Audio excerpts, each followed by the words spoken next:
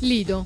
È stato investito all'altezza della testa mentre si trovava in acqua con un'altra persona. Avrebbe riportato un importante trauma cranico e soprattutto un profondo taglio alla nuca che gli avrebbe fatto perdere diverso sangue.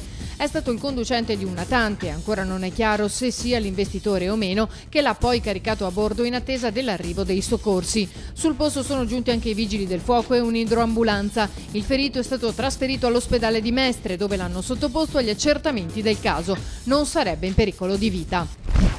Fossalta. A tutto gas con l'auto contro la vetrata di un bar andata completamente in frantumi. Il modo migliore per i ladri di entrare è caricare 2 slot machine per poi fuggire. Sul posto poco dopo sono giunti i carabinieri che hanno trovato l'auto utilizzata dai predoni abbandonata poco distante. Accanto c'erano anche le slot ormai scassinate e svuotate. Dai primi accertamenti sembra che si tratti della stessa banda che la notte prima aveva tentato senza successo un colpo al bar di un distributore di Concordia Sagittaria. Mestre. Viabilità nel caos all'altezza del semaforo di via Rampa Cavalcavia a causa di un incendio divampato da un SUV fermo all'incrocio che collega Corso del Popolo a Via della Libertà. Le cause sono ancora da accertare, ma a far scattare la scintilla fatale sarebbe stato con ogni probabilità un cortocircuito.